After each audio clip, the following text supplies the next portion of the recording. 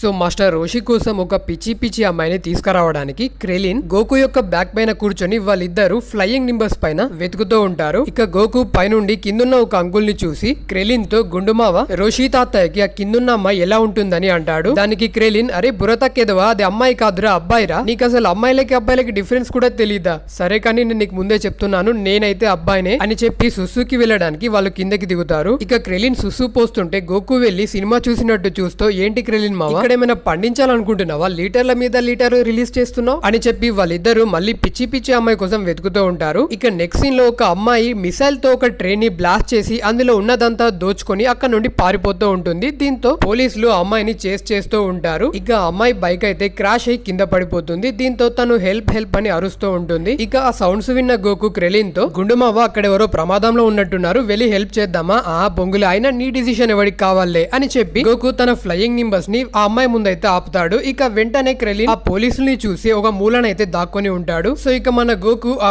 పోలీసులు ఇద్దరిని బీట్ చేసి అమ్మాయిని అయితే సేవ్ చేస్తాడు. ఇక క్రెలిన్ మెల్లిగా తన ముందుకొచ్చి సూపర్ రా గోకు, అచ్చం నేను చెప్పినట్టుగానే చేసావు, నా పరువు నిలబెట్టావు అని ఆ అమ్మాయి ముందు కాస్త కథలు మింగుతాడు. ఇక మన గోకు క్రెలిన్ తో రోషి తాతయ్యకి అమ్మాయి నచ్చుతుందంటావా అని అడుగుతాడు. దానికి మన క్రెలిన్ కుక్కలాగా అమ్మాయిని కింద నుంచి పైకి ఒక లుక్ ఇచ్చుకొని ఖచ్చితంగా నచ్చుతుందని తనని వాళ్ళు మాస్టర్ రోషి దగ్గరికి అయితే తీసుకుని వెళ్తూ ఉంటారు. సో ఇక ఇక్కడ ఇంట్రెస్టింగ్ మ్యాటర్ ఏంటంటే యాక్చువల్ గా అమ్మాయి ఆ ఫ్లయింగ్ నింబర్స్ అయితే రైడ్ చేయగలుగుతుంది. సో ఇక ఫైనల్ గా అయితే వాళ్ళు కామె హౌస్ కి అయితే రీచ్ అవుతారు. సో ఇక గోకు మాస్టర్ రోషిని ఎంత పిలిచినా రాకపోవడంతో తను వాష్రూమ్ లో ఉండొచ్చని వాష్రూమ్ కి వెళ్లి తాతయ్య మీరు చెప్పినటువంటి ఆ పిచ్చి పిచ్చి అమ్మాయిని తీసుకొచ్చానని చెప్తాడు. దీంతో మాస్టర్ రోషి అమ్మాయిని బాల్కనీ నుండి చూసి పిట్టపిటలాడుతుందని అనుకుంటాడు. సో ఇక మన క్రెలిన్ ఏదో సిఐడి ఆఫీసర్ లాగా తన కామెడీ ఫేస్ ని సీరియస్ గా పెట్టుకుని అసలు నువ్వెవరు, పోలీసులు నిన్నెందుకు చేస్తున్నారని అడుగుతాడు. దానికి అమ్మాయి అపరిచితుల్లో రాములాగా తనకు కూడా ఒక డిసీజ్ ఉందని చెప్తుంది. సో తను స్నీజ్ అంటే తుమ్మినప్పుడల్లా తన పర్సనాలిటీ అయితే చేంజ్ అవుతుంది. అందువల్లే నేను ఒక ట్రైన్ ని బ్లాస్ట్ చేసి అందులో నుండి మనీని కొట్టేశాను, దాని వల్లే పోలీసులు నన్ను చేస్తున్నారు అని చెప్తుంది.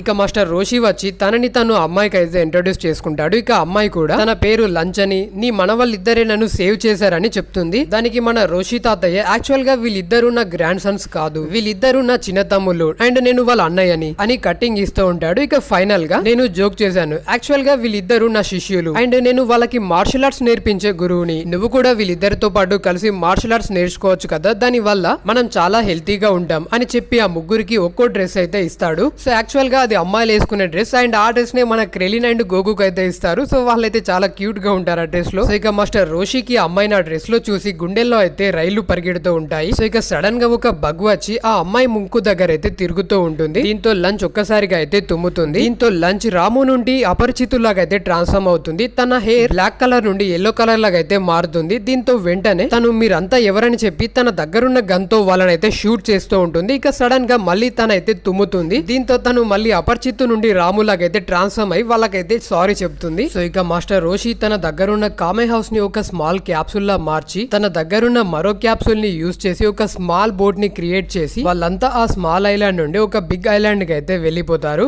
ఇక మాస్టర్ రోషి వాళ్ళతో మీ ట్రైనింగ్ స్టార్ట్ చేద్దామని చెప్తాడు. దానికి లంచ్ మీరంతా ట్రైనింగ్ తీసుకుని అలసిపోయిన తర్వాత మీకు మళ్ళీ ఎనర్జీ కావడానికి ఫుడ్ కావాలి కదా, సో నేను ఫుడ్ తయారు చేస్తాను, మీరు ట్రైనింగ్ తీసుకోండి అని చెప్పి తను కామె హౌస్ లోకి అయితే వెళ్ళిపోతుంది. ఇక మాస్టర్ రోషి క్రెలిన్ తో నీకు ఇంతకు ముందు ఏమైనా మార్షల్ ఆర్ట్స్ ఎక్స్పీరియన్స్ ఉందా అని అడుగుతాడు. దానికి క్రెలిన్ ఎస్, నాకు ఒరింజీ టెంపుల్ లో 8 years మార్షల్ ఆర్ట్ ఎక్స్పీరియన్స్ ఉందని చెప్తాడు. దానికి మాస్టర్ రోషి అయితే మీ ఇద్దరికి బేసిక్స్ తెలుసు అన్నమాట, సో నేను ముందు మీ కేపబిలిటీ ఏంటో తెలుసుకుంటాను అని చెప్పి ఒక రాక్ ని చూపించి ఈ రాక్ నుండి ఆ ట్రీకి 100 meters డిస్టెన్స్ ఉంటుంది, సో మీ ఇద్దరిలో ముందుగా ఎవరో ఆ ట్రీని రీచ్ అవుతారో చూద్దాం అని అంటాడు. దానికి క్రెలిన్ ఒక ఈవిల్ స్మైల్ ఇచ్చి అయితే ఇందులో ఖచ్చితంగా నేనే విన్ అవుతాను, ఈవెన్ నా స్పీడ్ తో ఒలింపిక్స్ లో గోల్డ్ మెడల్ కూడా కొట్టొచ్చు అని చెప్పి తన కామెడీ ఫేస్ ని సీరియస్ గా పెట్టుకుని రన్ చేసి అయితే స్టార్ట్ చేస్తాడు. దీంతో క్రెలిన్ ఆ రన్ చేసి ని కేవలం 10.4 seconds లోనే కంప్లీట్ చేస్తాడు. ఇక నెక్స్ట్ మన గోగు కూడా రన్ చేసి ని 11 seconds లో అయితే కంప్లీట్ చేస్తాడు. దీంతో మాస్టర్ రోషి మీ ఇద్దరి స్పీడ్ నిజంగానే చాలా ఎక్సలెంట్ గా ఉంది, బట్ గోకు క్రెలిన్ కన్నా స్పీడ్ గా అయితే రన్ చేసి ని కంప్లీట్ చేయలేకపోయాడు అని అంటాడు. దానికి క్రెలిన్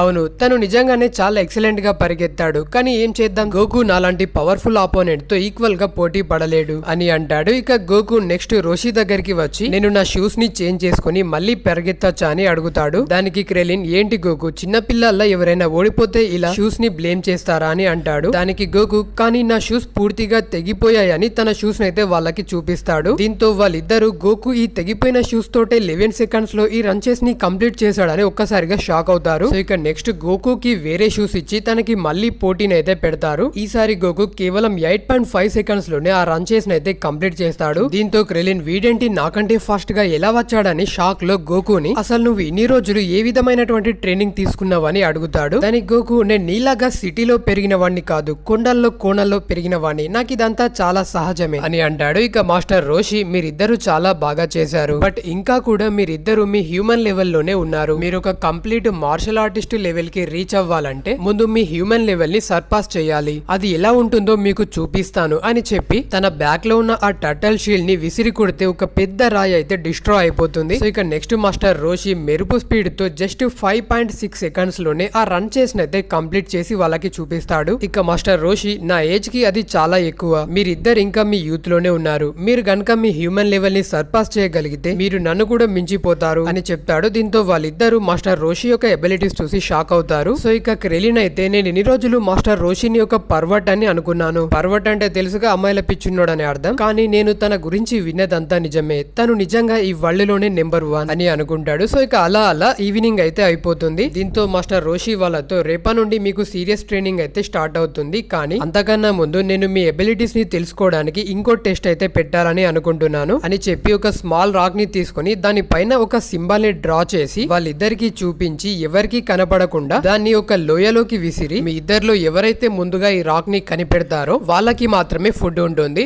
సో నేను మీకు ఈ టెస్ట్ ఎందుకు పెడుతున్నానో తెలుసా, మార్షల్ ఆర్టిస్ట్ అవ్వాలంటే ఫిజికల్ స్ట్రెంగ్త్ ఒకటే సరిపోదు, దానికి mental health and concentration levels కూడా చాలా స్ట్రాంగ్ గా ఉండాలి, అండ్ మీకు కేవలం 30 మినిట్స్ టైం మాత్రమే ఉంటుంది అని చెప్తాడు. దీంతో గోకు ఆ లోయలోకి దూకి ఆ రాక్ ని అయితే వెతుకుతూ ఉంటాడు. ఇక మన క్రెలిన్ తన ఈవిల్ బుర్రని ఉపయోగించి 30 మినిట్స్ లో అంత చిన్న రాక్ ని ఇంత పెద్ద అడవిలో వెతకడం అనేది ఇంపాసిబుల్, సో అందుకని నేనే ఒక రాయి పైన ఆ సింబల్ ని డ్రా చేసి మాస్టర్ రోషికి అయితే ఇస్తాను, తను కూడా ఈ విషయాన్ని కనిపెట్టలేడు అని అనుకుని ఒక రాక్ పైన ఆ సింబల్ ని డ్రా చేసి కామే హౌస్ వైపుగా అయితే వెళ్తూ ఉంటాడు. ఇక నెక్స్ట్ సీన్ లో మాస్టర్ రోషి లంచ్ వంట చేస్తుంటే చూసి వెనకాల నుంచి వచ్చి పట్టుకుందామని అనుకుంటాడు, కానీ ఈలోపే క్రెలిన్ వచ్చి ఆ మాస్టర్ ప్లాన్ అంతా చెడగొడతాడు. సో ఇక మన క్రెలిన్ కమలాసన్ యాక్టింగ్ చేస్తూ నేను చాలా కష్టపడి ఫారెస్ట్ లో వెతికి దీన్ని కనిపెట్టానని మాస్టర్ రోషికి అయితే ఇస్తాడు. మాస్టర్ రోషి దాన్ని బాగా చెక్ చేసి ఆ రాయిని క్రెలిన్ గుండు పైన విసిరి నేనేమైనా బుర్రతక్కేదని అనుకుంటున్నావా, నన్నే మోసం చేయాలని చూస్తున్నావు, వెళ్ళి ఒరిజినల్ రాక్ ని పట్టుకరా అని చెప్తాడు. దీంతో క్రెలిన్ కి వేరే ఆప్షన్ లేక ఫారెస్ట్ లోకి వెళ్లి ఆ రాక్ ని అయితే వెతుకుతూ ఉంటాడు. సో ఇక ఫైనల్ గా రాక్ ని మన గోకు కనిపెట్టి దొరికిందన్న ఆనందంతో గట్టిగా అరుస్తూ ఉంటాడు. గోకు వాయిస్ విన్న మన క్రెలిన్ గోకు దగ్గరికి వెళ్లి అది ఒక ఫేక్ రాయి అయి ఉంటుంది, మాస్టర్ రోషి మనల్ని కన్ఫ్యూజ్ చేయడానికి ఇలా చేశాడు, ఒక్కసారి దాన్ని నాకు ఇవ్వు, నేను దాన్ని చెక్ చేసి ఒరిజినల్ ఫేకో నీకు చెప్తాను అని చెప్పి గోకు దగ్గర నుండి ఆ రాక్ ని తీసుకుని దొంగన బట్ట గడక్క నుంచి జంప్ అవుతాడు. దీంతో గోకు కూడా క్రెలిన్ వెనకాలే ఫాలో అవుతూ ఉంటాడు. సో ఇక అలా కొంత దూరం వెళ్ళిన తర్వాత ఫైనల్ గా గోకు అయితే క్రెలిన్ తో ఫైట్ చేసి తననైతే బీట్ చేస్తాడు. దీంతో క్రెలిన్ వెయిట్ గోకు నేను నీ రాక్ నీకు ఇచ్చేస్తానని చెప్పి తన దగ్గరున్న ఆ ఫేక్ రాయిని అయితే కొండపై నుంచి దూరంగా విసిరేస్తాడు. దీంతో గోకు ఆ ఫేక్ రాయిని ఒరిజినల్ అనుకుని దాన్ని వెతకడానికి మళ్ళీ ఫారెస్ట్ లోకి అయితే ఎంటర్ అవుతాడు. దీంతో క్రెలిన్ ఆ రాయిని మాస్టర్ రోషికి అయితే ఇస్తాడు.